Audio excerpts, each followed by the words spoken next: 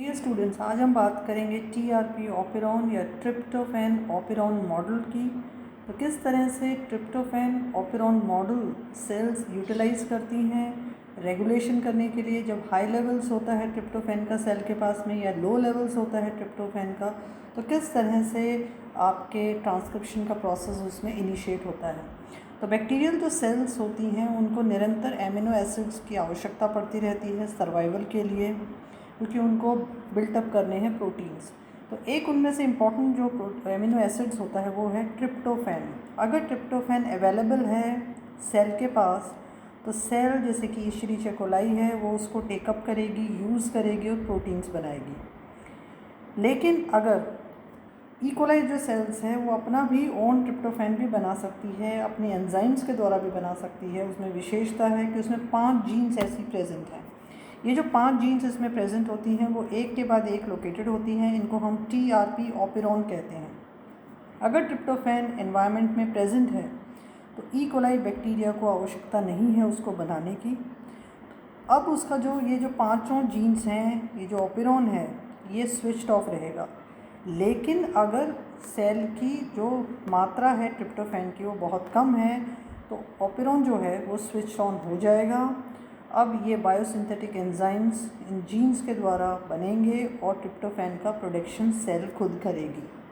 तो स्ट्रक्चर अगर हम देखें ट्रिप्टोफैन ऑपेरॉन का, तो ट्रिप्टोफैन में 5 जीन्स प्रेजेंट होती हैं और ABCDE ये जो जीन्स हैं ये प्रेजेंट हैं। ये एनकोड करती हैं एंजाइम्स को जो नीडेड होते हैं ट्रिप्टोफैन बायोसिंथेसिस के लिए। एक प्रमोटर के साथ में ये यहाँ पे जुड़ते हैं। प्रमोटर वो है जहाँ पे RNA पॉलीमरेज बाइंड करेगा और जो ऑपरेटर वो है जहाँ पे बाइंडिंग होगी रिप्रेसर प्रोटीन की।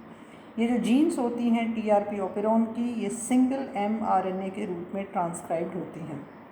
तो टीआरपी जो ऑपेरॉन है उसमें हम देखते हैं कि ये 5 जीन्स प्रेजेंट हैं, फिर आपके प्रमोटर स्थल प्रेजेंट है और ऑपरेटर प्रेजेंट होता है।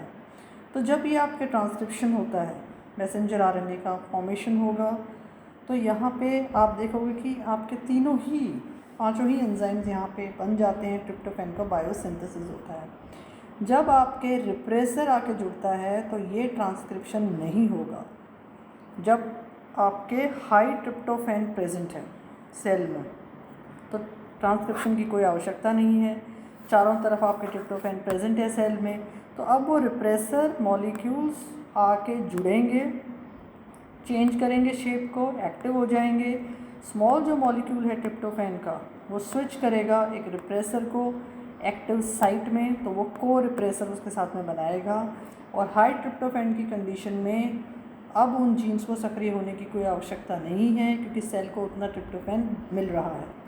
जब बहुत कम ट्रिप्टोफैन है कोशिका के पास में, इकोलाई के पास में, तो अब ट्रिप्टोफैन जो रिप्रेसर है वो इनएक्टिव हो जाएगा, क्योंकि कोई भी ट्रिप्टोफैन अवेलेबल नहीं है बाइंड करने के लिए, उसको एक्टिवेट करने के लिए। तो वो अटैच नहीं होगा DNA से और ब्लॉक करेगा, ट्रांसक्रिप्शन नहीं कर पाएगा, वो ब्लॉक नहीं कर पाएगा। इसलिए टीआरपी ऑपेरॉन जो है उसकी 5 जीन सक्रिय हो जाएंगे और ट्रांसक्रिप्शन प्रोसीड करेगा। जब लो ट्रिप्टोफैन कंडीशन है तो टीआरपी रिप्रेसर इज़ इनएक्टिव। जब टीआरपी रिप्रेसर इनएक्टिव है तो ट्रांसक्रिप्शन का होगा। एक प्रोसेस देखा गया है इसमें, उसको हम कहते हैं एटेन्यूएशन। जब लेवल जो होते हैं ट्रिप्टोफैन के हाई होते हैं तब एटेन्यूएशन RNA पॉलीमरेज को निर्देश देता है टू स्टॉप प्रीमेच्योरली, कि टीआरपी ऑपरेन को बंद करिए, अबॉर्ट कर दीजिए बीच में। तो उस वजह से आपके छोटा mRNA बनेगा जो कि किसी भी तरह का एनकोड नहीं करेगा ट्रिप्टोफैन बायोसिंथेटिक एंजाइम को। ये जो एटेन्यूएशन का जो काम होता है वो वर्क करता है एक मैकेनिज़्म से जो कि डिपेंड करता है कपलिंग के ऊपर। ट्रांसलेशन होता है mRNA का जो कि स्टिल प्रोसेस में है ट्रांसक्राइब में। ये जो सेक्शन होता है जो कि लाई करता है ऑपरेटर और फर्स्ट जीन ऑफ ऑपेरॉन के बीच में, इसको हम लीडर सीक्वेंस कहते हैं। तो ऑपरेटर और ऑपेरॉन के बीच में लीडर होता है। ये जो लीडर होता है ये कोड करेगा छोटे पॉलीपेप्टाइड को, जिसमें कि एटेन्यूएटर सीक्वेंस होगी।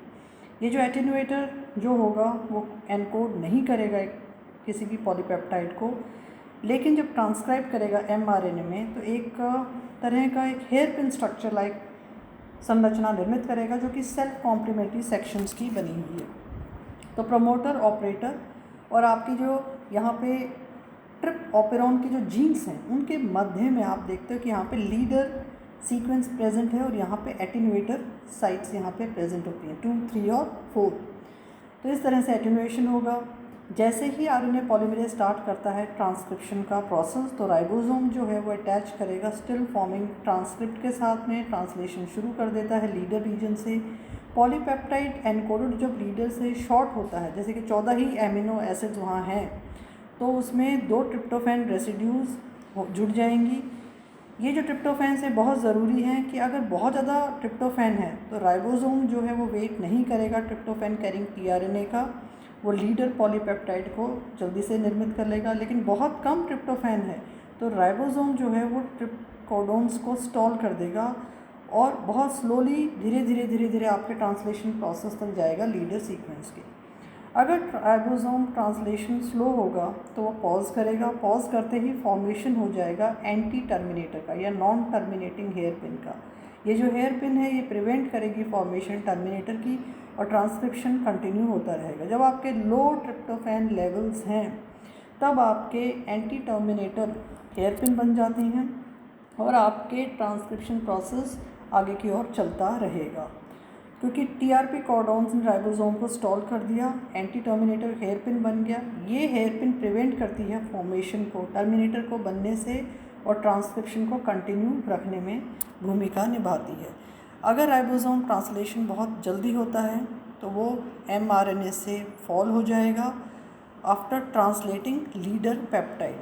अब इससे क्या होगा कि टर्मिनेटर हेयर पिन जो हैं और एसोसिएटेड जो हेयर पिन जो हैं वो फॉर्म करेंगी, आरएनए पॉलीमरेज को मेक करेंगी, डिटैच करेंगी आरएनए पॉलीमरेज को और ट्रांसक्रिप्शन को बंद कर देंगे। अगर आपके हाई ट्रिप्टोफैन लेवल है तो आरएनए पॉलीमरेज यहाँ से डिटैच हो जाएगा, ट्रांसक्रिप्शन नहीं हो पाएगा, टर्मिनेटर हेयर पिन बन जाएगी और राइबोसोम यहाँ से अलग फॉल ऑफ हो जाएंगे, एमआरएनए से अलग हो जाएंगे और जिस वजह से हाई ट्रिप्टोफैन लेवल्स में आपके ट्रांसक्रिप्शन प्रोसीड नहीं हो पाएगा। इट विल एंड ट्रांसक्रिप्शन, वो डिटैच हो जाते हैं और एंड करते हैं ट्रांसक्रिप्शन को। अगर हम कंक्लूजन में हमें ये समझ में आया कि ये जो प्रोसेस है टीआरपी ऑपेरॉन का ये कॉम्प्लेक्स है। जब आपके ट्रिप्टोफैन की बहुत ज़्यादा मात्रा है तो राइबोसोम बहुत क्विकली लीडर सीक्वेंस में मूव करते हैं, टर्मिनेटर हेयर पिन का निर्माण करते हैं और ट्रांसक्रिप्शन को टीआरपी ऑपेरॉन को एंड करते हैं। लेकिन जब ट्रिप्टोफैन की मात्रा बहुत कम है तो राइबोसोम बहुत धीरे धीरे इस लीडर सीक्वेंस से जाते हैं, नॉन टर्मिनेटर हेयर पिन का निर्माण करते हैं जिससे कि ट्रांसक्रिप्शन टीआरपी ऑपेरॉन का कंटिन्यू रह सके। दूसरे शब्दों में ये जो लॉजिक है एटेन्यूएशन का वो वैसा ही है जैसे कि रेगुलेशन होता है टीआरपी रिप्रेसर का। तो एटेन्यूएशन और टीआरपी रिप्रेसर का लॉजिक लगभग एक जैसा ही है। दोनों ही अवस्थाओं में हाई लेवल्स ऑफ ट्रिप्टोफैन क्या करेगा, सेल को शट डाउन करेगा एक्सप्रेशन करने के लिए ऑपेरॉन की। क्योंकि जो हाई लेवल जो ट्रिप्टोफैन के होते हैं इसका मतलब सेल को कोई आवश्यकता नहीं है अब अपनी जीन्स को एक्टिवेट करने के लिए, क्योंकि सेल के पास में प्रचुर मात्रा में ट्रिप्टोफैन उपलब्ध है। अब उसको अपनी वो जीन्स सक्रिय नहीं करनी है जिससे कि बायोसिंथेटिक एंजाइम्स बन सकें, जिससे कि एडिशनल ट्रिप्टोफैन बन सके, क्योंकि already you are having a higher levels of tryptophan. तो attenuation is one process in TRP operon जिससे सेल करती है इसको। और उसी तरह से जो रिप्रेसर जो काम करता है तो दोनों ही टीआरपी रिप्रेसर और एटेन्यूएशन एक ही काम इसमें करते हैं। तो this is about TRP operon. I hope you are able to understand the TRP operon in a very simplified way कि ये जो मैकेनिज़्म है टीआरपी ऑपेरॉन का ये किस तरह से सेल्स में जब ट्रिप्टोफैन की जो मात्रा होती है, क्योंकि इसकी जो जीन्स हैं वो खुद भी बनाने में सक्षम हैं, और जब मात्रा ज़्यादा या कम है तो किस तरह से उसका नियंत्रण या रेगुलेशन इस प्रोसेस के द्वारा होगा जो टीआरपी ऑपेरॉन है। तो ये सेल्स बहुत ज़्यादा बैक्टीरियल सेल्स इसमें सक्षम होती हैं, इकोलाई सेल्स इसमें सक्षम होती हैं इसको रेगुलेट करने के लिए by formation of attenuation and also by TRP repressor in a very simplified way.